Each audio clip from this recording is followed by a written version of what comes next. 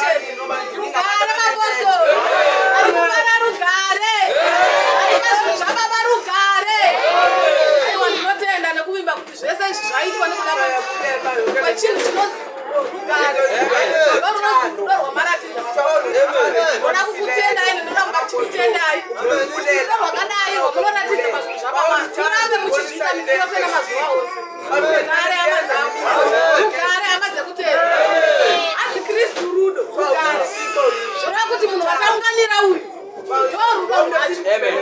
Uye chinhu chataunganira tinofana kuchiita murudo. Rugare mapostori. Rugare hama dzangu. Rugare. Ndichakumbira kuti WhatsApp yangu kuna First John chapter 2. Haleluya. Tsamba yakumbirwa John wekutanga chapter 2 7 mukati. Mazwi makuru anoti murayiro worudo. 7 vadikanwa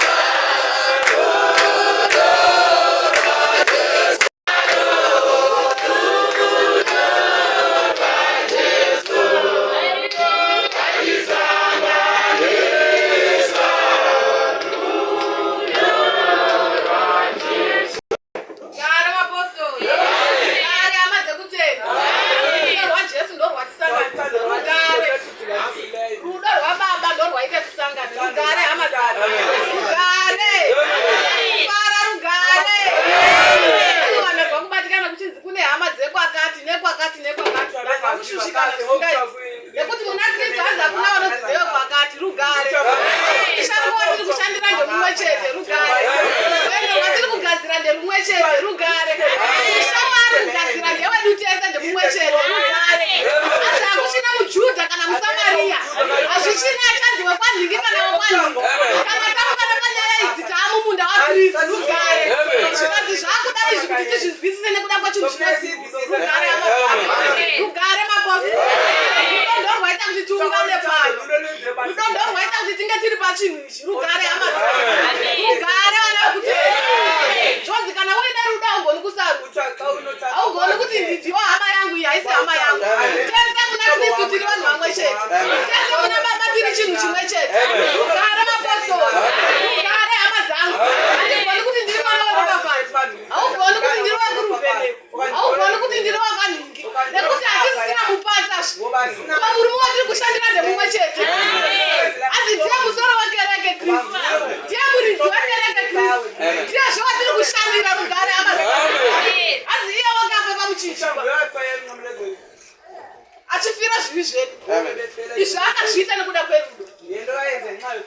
Ndorudo rwaita tiungane pazvizivo nomuzuva chakumbira muverenga andiverengere ndichimhanya kuitira nguva. Tsamba yangu vachangosvika ndaibvisa kuna Johani wekutanga chapter 2 verse 7. Haleluya.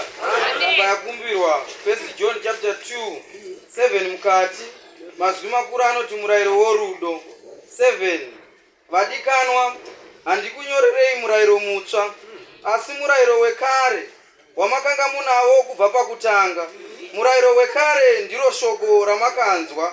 Pamwezve ndinokunyorerai murayiro mutsva, chiri chinhu chazvokwadi kwaari nokwamuri, nokuti rima rinopfuura chiedza chazvokwadi chovhenekera.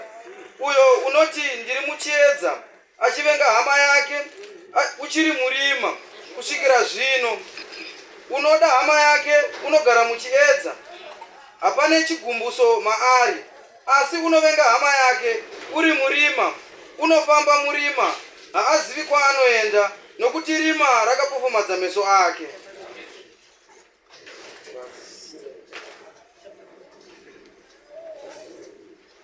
Tojamba toenda pana John ipapo chapter 4 verse 7. Mazwi makuru anoti rudo rwose runobva kuna Mwari. Vadikanwa, ngatidane nokuti rudo runobva kuna Mwari. Mumwe nomumwe unoda wakaberekwa naMwari unoziva Mwari. Usingadi haazivi Mwari, nokuti Mwari rudo. Rudo rwaMwari rwakaratidzwa kwatiri nechinhu ichi, kuti Mwari wakatuma mwanakomana wake wakaberekwa ari mumwe chete munyika, kuti tive noupenyu naye. Rudo ruri pachinhu ichi, kuti hatizisu takada Mwari, asi kuti ndiye wakatida, akatuma mwanakomana wake kuti ave nerudzikinuro rwezvivi zvedu. Vadikanwa, kana Mwari akatida, saizvozvo nesuvo tinofanira kudana. Hakuna munhu wakambovona Mwari. Kana tichidana Mwari unogara matiri, norudo rwake runokwaniswa matiri. Ndizvo zvatinoziva nazvo kuti tinogara maari naiye matiri, nokuti wakatipa zvomweya wake. Isu takaona uye tinopupura kuti Baba vakatuma mwanakomana kuti ave muponesi wenyika. Ani nani unopupura kuti Jesu ndiye mwanakomana waMwari, Mwari unogara maari naiye muna Mwari. Nesu takaziva tikatenda norudo uru Mwari rwaanarwo kwatiri. Mwari rudo, unogara murudo, unogara muna Mwari, naMwari maari. Rudo rwakakwaniswa matiri pachinhu ichi, kuti tirege kutya nezuva rokutongwa, nokuti sezvaakaita iye ndizvo zvatakaitavo panyika ino. Hakuno kutya murudo, asi rudo rwakakwana runodzinga kutya, nokuti kutya kunorogwa. Munhu unotya haana kukwaniswa parudo. Isu tinoda nokuti iye wakatanga kutida. Kana munhu achiti ndinoda Mwari, achivenga hama yake, murevi wenhema. Nokuti usingadi hama yake yaakaona, ungada seiko Mwari waasina kuona? Iwoyu murayiro wakabva kwaari. Tinavo kuti unoda Mwari ngaadevo hama yake. Rugare hama dzangu. Haleluya. Rugare. Wanotenda nesamba inoditira zvakanaka. Uye inodikongorera. Chitaura iyo nhau yerudo. Hanzi anoda hama yake anoziva Mwari. Uye Mwari agere maari. Tichiendera zvakare zvikuru kurundira kusina nenhau yataunganira pano muzuva ranhasi.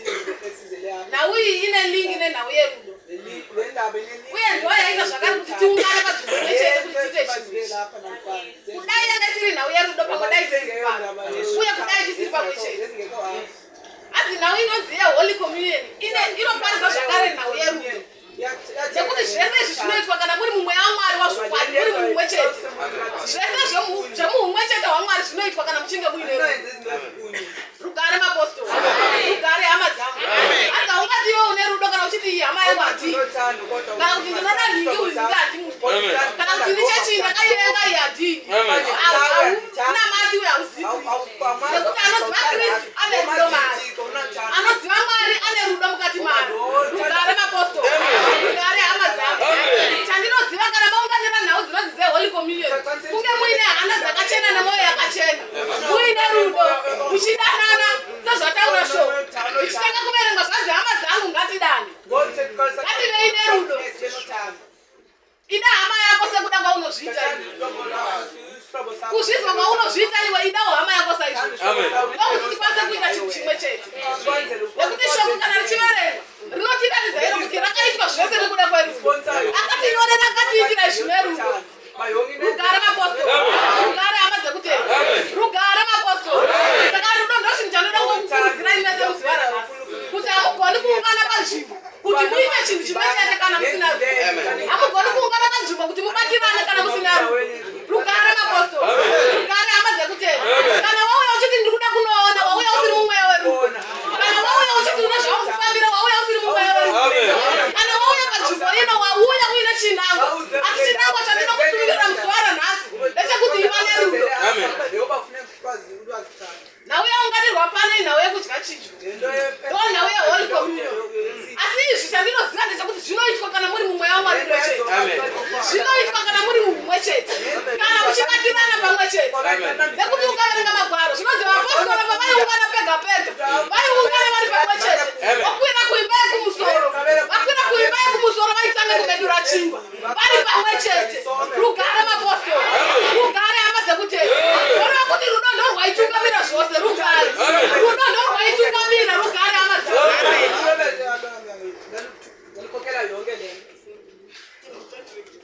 Rugare, haleluya. Rugare mapostori,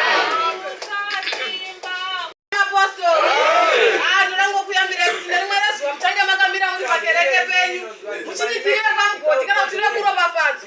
Tiri pano takamirira kuya kwaKristu. Muri kureva nhema. Ivai nerudo hama dzangu. Regai kusarudzana.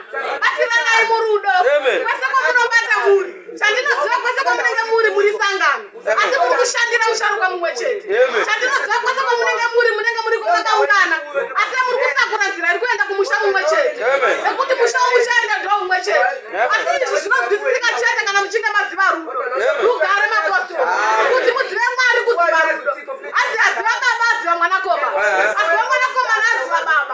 Unoziva sei izvi kana usina rudo? Unoziva sei Kristu kana usina rudo? Nokuti shoko rataurwa rikati Kristu ndiye rudo. Rugare mapostori. Rugare hama dzangu. Hakuchina kusarudzana ba.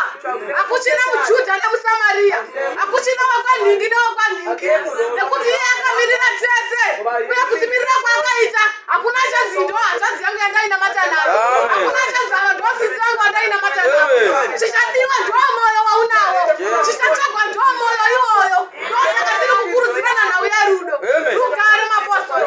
Rugare hama dzangu. Nhau yaunganirwa inhau yekumedura chingwa. Asi izvi zvinogoneka kana muine moyo wakachena. Muine moyo werudo. Muine moyo wokubatirana pamwe chete. Muine moyo wokunzwisisana. Rugare mapostori. Rugare hama dzangu. Hazioni communion haingoitwi bedzi. Asi panofanira kunge paine understanding. Understanding inotanga nekuda kwelove. Chinotanga ndo rudo. Kana rwatungamira pauya understanding. Understanding yavo maakubatirana pamwe chete.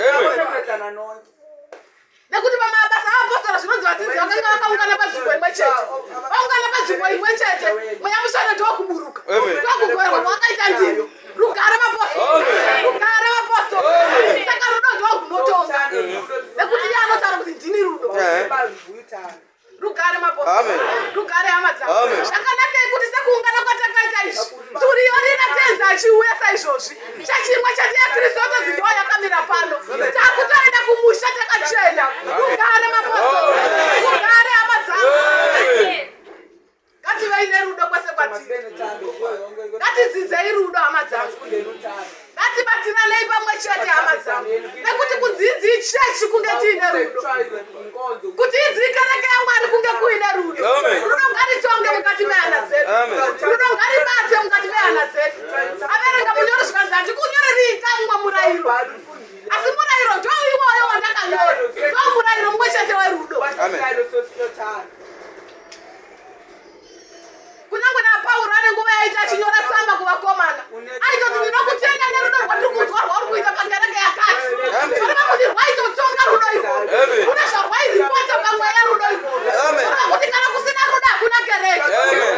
Kereke inofamba nekuda kwerudo. Kuti Kristu aonekwe kunge kuine rudo. Rugare mapostori. Rugare vakutei. Kuchina ari kufambira kuti ndiri kunoona zvakati kukereke yakati. Kuchina ari kufambira kuti ndoda kunoona zvakati kuti vanozviita sei. Aiwa kana une rudo uri kufambira basa rababa. Hakuna muedzi pabasa raKristu. Hakuna anodzi ndiye mueni ngaasimuke. Munhu wese kana asvika pazvinhu zvababa ngaaite zvinhu zvababa. Chinokutuma ndochii ndo Kristu. Kristu ndiye rudo. Rugare mapostori. Rugare vanotenda. Rugare hama dzangu. Runodai rwabata mukati medu muzuva ranhasi. Kuti tigone kubatirana pamwe chete. Kuti tigone kusangana nechingwa cheupenyu chatiinacho. Anova zvakare ndiye Kristu. Asi anoti ndini chingwa. Ndini upenyu. Rugare mapostori. Saka kuti tisangane naye ndotsika tiine rudo zvakare. Rugare hama dzangu. Rugare anhu ekutenda.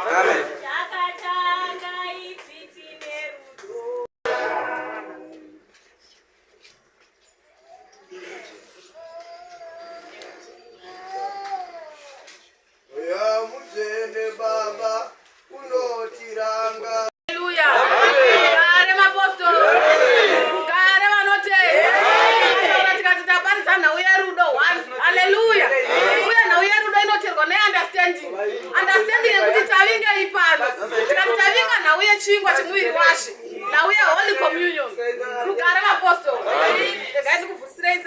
kuna Korinde yokutanga chapter 11. Tsamba yakumbirwa Vakorinde vekutanga. Tsamba yakumbirwa Vakorinde vekutanga chapter 11 mazwi makuru akanzi ivai vateveri vangu seni ndiri muteveri waKristu. 26 mukati nokuti nguva dzose kana muchidya chingwa ichi kana kunwa mukombe uyu munoparidza rufu rwaShe kusvikira achiuya. Naizvozvo mumwe nomumwe unodya chingwa ichi kana kunwa mukombe waShe nomutoo usina kufanira uchava nemhosva yomuviri neropa raShe. Zvino munhu ngaazviidze kuti adye chingwa ichi achidaro nokunwa mukombe uyu, nokuti unodya nokunwa asinganatsi kunzwisisa muviri waShe unozvidyira nokuzvinwira kurohwa. Haleluya. Rugare maapostoli. Asi anoita izvi asina kunzwisisa anozviitira kurohwa. Rugare maapostoli. Achaiti kure nguva yangu yapera ndakungotenda.